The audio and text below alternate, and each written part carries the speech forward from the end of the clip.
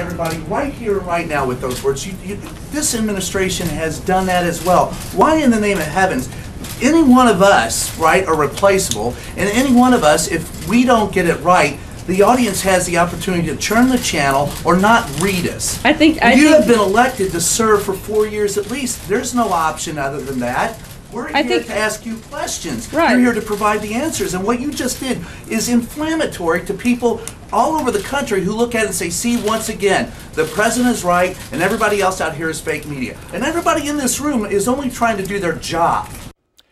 We've seen a lot of heated exchanges in the White House briefing room in the last few months, and the clip is the latest viral moments. But there's a reason for all the passion. Karem, the journalist from that clip, is going off script with us here tonight. He's the executive editor of Montgomery County Sentinel.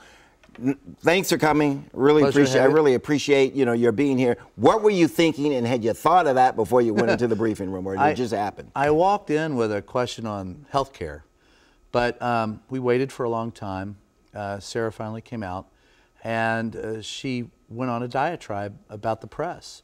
And then she urged us, she accused us of being, well, she singled out CNN, and then by extension all of the press, and then urged us to look at a video that she wasn't even sure was accurate or not, but in calling us fake media, wanted us to look at fake media. And then called the whole Russian investigation a hoax. And at that point in time, yeah, I'd had enough. Okay. You've had a chance to think about it. Would you do it again? Yeah, and without a doubt. And Brian, what was the point you were making? And why did you feel as though at that time and moment you had to stand up and say something? I felt that I had to stand up and say something because I have no filter between what I think and what I say usually. But and it came to mind. And the simple fact of the matter is look, those of us who do this job, I've been jailed for the First Amendment. I know photographers at television stations where I work have been beaten. Reporters have died in service of their country. So from where you're sitting, what's going on between the Trump administration and journalism and the media? We show them respect. They show us no respect. And that's got to change.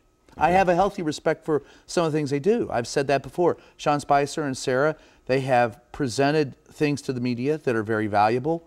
They've been good about some things, but every day when the president is tweeting we're fake media and we're enemies of the people, it rankles after a while. Right. What about turning the cameras off? What about the fact there's been, I think, one press conference with the president? And this particular press conference was the first in a week, and she uses it to browbeat the press. Now, they could say, well, Brian, you were grandstanding because you knew the camera was on. No, they turned the camera on to browbeat us. We have a right to stand up for ourselves. My dad taught me there's two ways to treat a bully. You either make them a friend or you pop them in the nose and let them know you're not taking it. Well, Brian, let me ask you this. You say we. You stood up. Who else stood up? Jim Acosta has stood up for CNN. There have been, April Ryan has stood up. There have been a number of reporters who have confronted in their own way. And I hope it continues. There's got to be an accounting. Look, we all respect the office of the president. We all respect what it is that they do.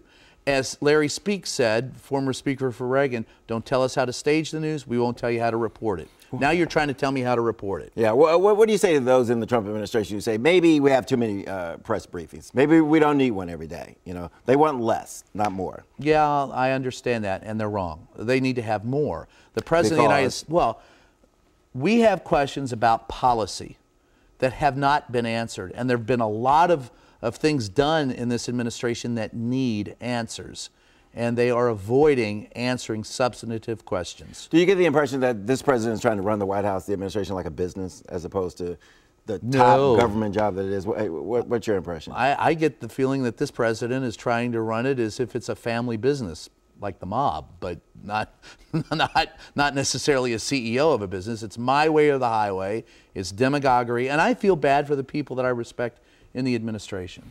Brian Karem, thanks for coming in. Thank you for having me. Appreciate it.